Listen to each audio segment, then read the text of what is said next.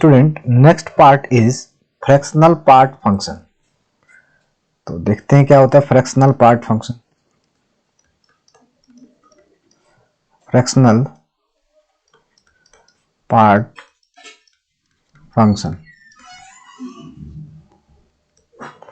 देखो fractional part function जो होगा इसको y is equal to F X is equal to, ये देखो इससे ये वाली ब्रैकेट से इसको डिनोट करेंगे ना, ऐसे लिखेंगे।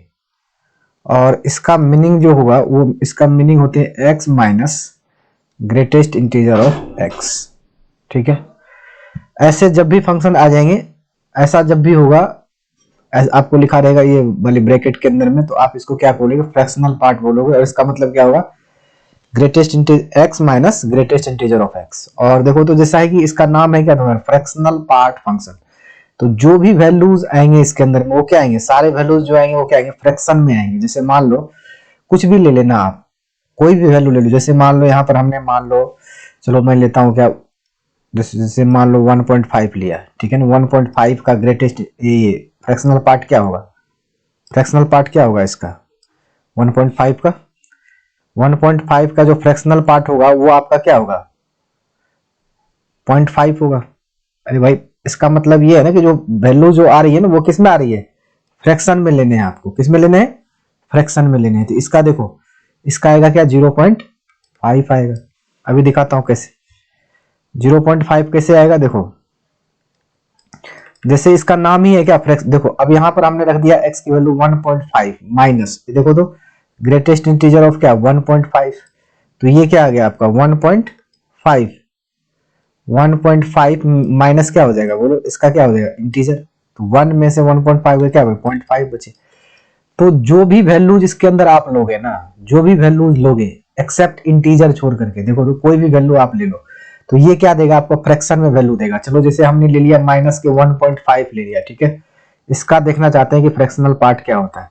तो ये अभी अकॉर्डिंग टू डेफिनेशन क्या जानते हो आप, x, तो x की वैल्यू क्या है बोलो माइनस के 1.5 minus greatest integer of minus के 1.5 लिया आपने। तो ये क्या आ गया देखो तो माइनस के 1.5 और माइनस इसका वैल्यू क्या आ जाएगा, देखो तो माइनस के 2 आएगा। तो ये क्या आ जाएगा प्लस के 2। तो ये तुम्हारा क्या आ गया, देखो तो 2 में से 1.5 गए तो क्या आ गया 0.5 ही आ गया। नहीं 2 माइनस 1.5 क्या आ जाएगा 0.5 आ जाएगा। क्लियर है। तो ये जब भी वैल्यू देगा वो क्या देगा आपका, फ्रैक्शन में देगा वैल्यू। जो भी वैल्यू आएगा क्या होगा, क्या आएगा फ्रैक्शन में आएगा। चाहे तुम निगेटिव रखो चाहे कुछ भी रखो। लेकिन जैसे ही आप इंटीजर वैल्यू इसके अंदर डालोगे, जैसे देखो आपने इंटीजर वैल्यू डाला, इंटीजर वैल्यू मान लो हमने 2 डाला, तो 2 माइनस 2, तो ये ग्रेटेस्ट इंटीजर 2 का क्या होगा, 2 माइनस 2 क्या हो जाएगा 0। तो इंटीजर वैल्यू पर क्या हो जाएगा ये 0 हो जाएगा। इसी को क्या बोलते हैं, फ्रैक्शनल पार्ट बोलते हैं, फ्रैक्शनल पार्ट फंक्शन बोलते हैं। ठीक है ना। तो अब देखो इसका थोड़ा सा ग्राफ देखते हैं। इसका जो ग्राफ होगा वो कैसे होगा, देखो आप जैसे अभी हमने y इज इक्वल टू, ये क्या फंक्शन डिफाइंड होता है x minus greatest integer of x। Clear.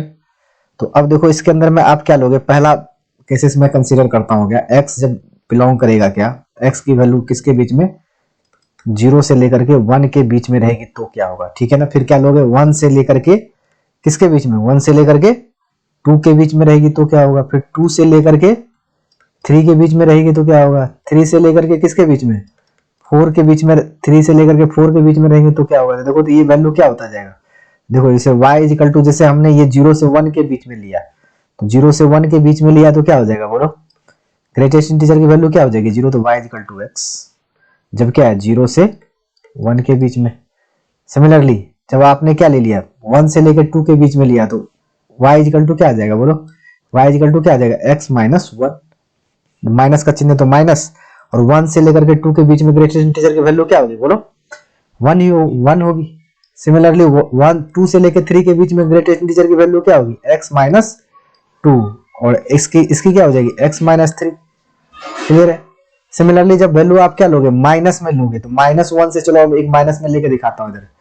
जब माइनस में लिया तो यहाँ पर क्या हो जाएगा माइनस, यहाँ माइनस ले लिया आपका क्या -1 से, और ये 0 से छोटा और -1 से बड़ा, तो ये क्या आ जाएगा -1 से 0 से बीच में क्या आ जाएगा y इक्वल टू क्या आ जाएगा, देखो तो यहाँ y इक्वल टू क्या आ जाएगा, ग्रेटेस्ट इंटीजर की वैल्यू क्या होगी -1, तो ये क्या आ जाएगा तुम्हारा x प्लस 1 आ जाएगा।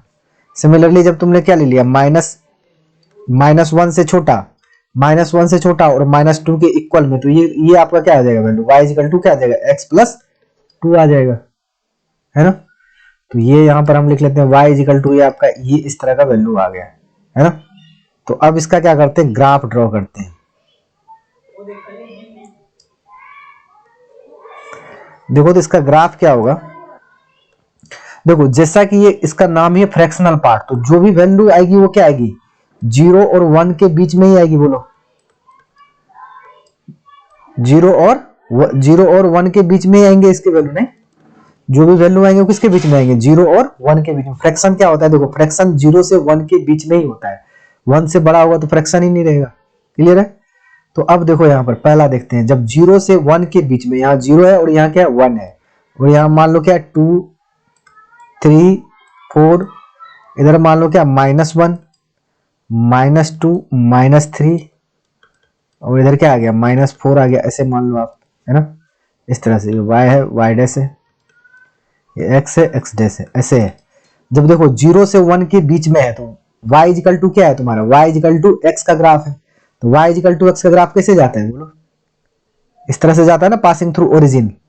और यहाँ पर क्या है तुम्हारा 1 पे क्या है, 1 पे ओपन ब्रैकेट है, ओपन ब्रैकेट है तो क्या होगा यहाँ पर, ये ऐसा हो जाएगा।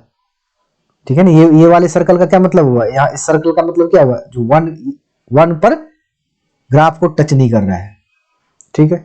दूसरा देखो, जब आपने यहां से 1 से लेकर के 2 के बीच में लिया, वैल्यू क्या लिया आपने, 1 से लेकर के 2 के बीच में लिया, तो y इक्वल टू क्या आ जाएगा, x -1।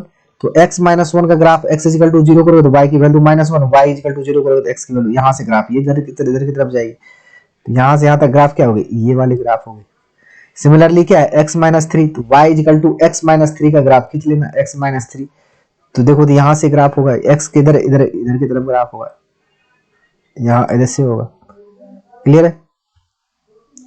सिमिलरली जब -1 से x इक्वल टू 0 करोगे तो y इक्वल टू क्या आ जाएगा, x इक्वल टू 0 तो y इक्वल टू 1, और y इक्वल टू 0 तो x इक्वल टू क्या आ जाएगा -1।